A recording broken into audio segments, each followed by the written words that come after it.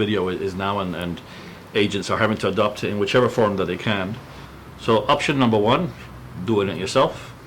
iPhone, record it, walk around the property, if it's a property tour. Is it possible for them to do anything decent themselves?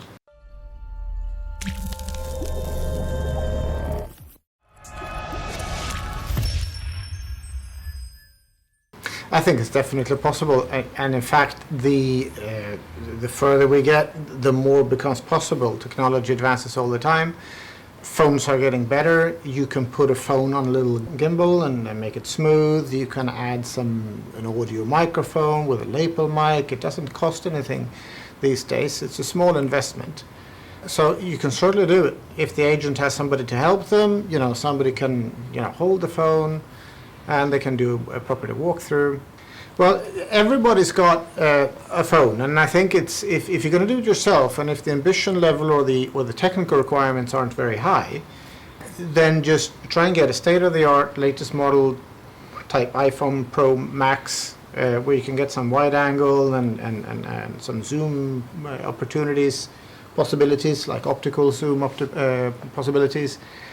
And then get someone to maybe teach you the ropes on how to create an interesting composition, to make sure you get your verticals right, to make sure you take the best possible advantage of existing natural light when you shoot, how to move steadily between a shot and another one, both now in terms of photography and video, because a lot of the rules in terms of composition, they apply in both areas. So am I right in saying that when you're doing property videos or photographs here, particularly in the Costa del Sol, where there's a lot of white surfaces in the house, it's very bright outdoor, the choice for somebody doing it themselves seems to be either a white sky or a dark interior because of the contrast between the outside and the inside. That's right, and this is where we start to come up against some of the limitations when you choose to do it yourself. Regardless whether you're using a phone to take the pictures or whether you're using a DSLR camera to take the pictures, when you want to start to create, for example, window pulls, as we call them, so you can see the exterior and you can see the interior, that starts now to require either some lighting skills or some compositing skills in post-production. And now you start to tread on a learning curve that, depending on how far you want to go, can be pretty high. Is there a time of day that is advisable for somebody if they were going to do a property video themselves? Morning and afternoon, always. A golden hour, which is about the first hour after sunrise and the last hour before sunset. Ideal. You got soft, nice, mellow, golden light, and it's a lot easier to shoot, and it's a lot easier to reconcile exteriors with interiors when you shoot. If you're not using any form of lighting, that's the time to go. Would you recommend that people do some sort of online course or something if they're going to go about it themselves, just on the basics, or just educate themselves by looking at YouTube videos, that sort of thing? Internet is full of tutorials. Some are free, some you can purchase. They're not necessarily expensive. I've taught workshops for real estate companies here on the coast, where I've been teaching their listing agents how to get better use out of their existing DSLR cameras. Okay. And even in those cases, you very soon come up against, all right, yeah, you got the camera, you got a tripod, okay, we're ready to go essentially, but if you want to get up to the next level, maybe that tripod that you bought at Alcampo should be substituted for something a bit more sturdy. Maybe we should incorporate a flash, even if it's just an on-camera flash, it would help. And those are the sort of things that I've been teaching listing agents on the coast who wants to do it themselves, which I think is very valid. So what you're saying is that you very quickly come across the learning curve of taking it up a notch. But there's not just the recording of it, I guess, because you then have to edit it. You can do a lot with consumer level software. Of course, but you go into a wall. There is a point where there's not much more that you can do. A lot of the professional videos that are edited using Final Cut Express or Adobe Premiere, or if we go into photography, where almost all photographers are using the Adobe products, Lightroom and Photoshop, the sky is the limit. Yeah. You can do whatever you want. I mean, if you are starting up and you're thinking about doing it yourself, from my own experience, be careful with anything like what he just said. As soon as you go up a level, even if it's to like a free software like DaVinci or something like that, the jump is a big jump, and you suddenly find yourself completely lost in the You land end up of- investing hours and hours Yeah. trying to teach yourself autodidactically some of the basic stuff. And we're talking about people now that are they are not photographers. They're not aspiring to be photographers. They're trying to sell properties. It's a means to an end, isn't it? Yes, There's exactly. So there's how much time are you willing? There's a balance, of course, to invest in doing that, or is it better to actually bring it in? And let's go back to the equipment for a second. So you're an agent. You want to get your listing agent to start taking some pictures themselves. Maybe they do a course with someone like yourself to learn a little workshop to learn some of the basics of the composition, the lighting, and so on. Now, if they were saying, well, look, we're not going to use our iPhone. We're happy to go a little bit above that. What's going to give me a noticeable increase in terms of cost?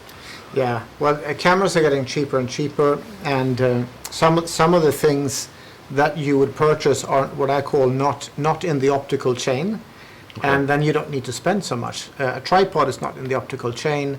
A flash is not in the optical chain. What is in the optical chain is your body and your lens. You want to get, as long as you're not aspiring to be a full-time professional photographer, you can get a reasonable consumer level camera with a lens where you can get a kit. It might cost you 800, 1,000 euros. You probably want to spend 150 on a really good tripod. Don't buy it at El Campo or somewhere like that. Get a sturdy tripod, essential, and a really cheap manual flash, which I can teach them to use. For about $1,500. Yeah, you're pretty much set. You've raised the level. You've raised the level, and from that investment level, there isn't much more that you would essentially need to buy. Because your skill level won't be good enough to No. make notice a difference. Because we're still, for me, there's a threshold. You want to, as a listing agent, you want to be able to take pictures that require a minimum of post-production, because that's where you don't want to sit and that's where the time goes. you don't want to sit in that swamp and drain your time. So you want to be able to get your pictures straight out of camera as good as possible.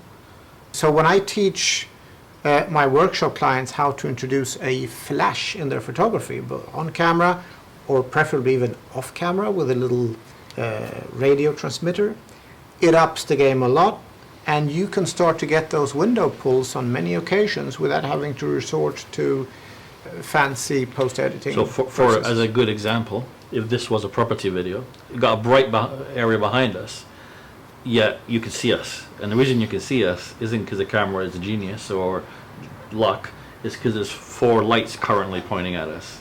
You see, so really using the lighting properly, well, at least that's what I understand from what you're saying, is something that you actually don't notice. It's Yeah, not like, that's right. Someone that doesn't really know about these things thinks of a flash as something that makes the whole room go white. Yeah. And everybody's eyes go red. That's right. It's completely something completely the party different. flash. Using it correctly actually looks more like what the eye is actually Yeah. seeing. Now, video is more of a challenge than photography for sure, because in video, it's much more difficult to composite. This is why I talk about a threshold where you want to stay within if you're a listing agent. The way I teach listing agents to shoot is very different to the way I personally shoot. Because I set up on a tripod and I might shoot 15, 20 images of the same exact frame, and I keep adding in light here and there, and in different exposures, when I get back into my post-processing process, I will create composite images where I might stack up all those 15 or 20 layers, okay. and I pull in light that I've added to the scene where it may be appropriate. In social media, say Instagram, the property pictures that tend to do the best in terms of reaction and engagement are those weird twilight night-time-ish sort of pictures of these villas where it looks like the villa's glowing. Yeah. The sky's sort of not It's, quite night because you can see blue in it, and all the lights are everywhere and the pool's lit and everything else, and those pictures really do look quite spectacular when you look at They them. do. And am I right in saying that if I was a listing agent, I thought I'm going to do that, and I went there at, just as the sun's going down, and whipped out my iPhone and went like this, there's just going to be a dark house, a building, correct? Well, the twilight shots are very interesting because they are very. It's very grateful to shoot them because it is actually quite easy. If you nail the twilight window properly, so which is about 15 minutes, and you need to know Okay. when it is. So you look up in advance You- when the sun's Exactly. up, right? So you'll set up your camera on a tripod and you can nail that shot without having to do much more. You could even do it with an iPhone if you nail the timing correctly. Now, the other thing is you still want to know something about your post-production process because you want to be able to control, for example, different color temperatures. If the property has lighting of different lighting sources and different color temperatures, you might find the odd very blue light, the odd very orange light, and you want to somehow homogenize the lighting in the scene. And this is when you get into, Okay. the 2.0. Right. So, for Processing. example, they have a very fancy lamp in their living room that's bright orange, and when you do the shot from outside, suddenly Yeah. it looks like there's like an orange globe in the living room, and you want to dampen it down. That's right. I mean, Okay. the human eye tends to homogenize all lighting sources, and we tend to see them as white, even though they're not. The camera will tend to see them as for what they are. Some are very orangey, some are very blue, some are very green. You can shoot a beautiful twilight shot, and find that one room has a greenish tint to it, whilst another room has a orangey tint to it. And if you wanted to look attractive, you need to homogenize that in post-production.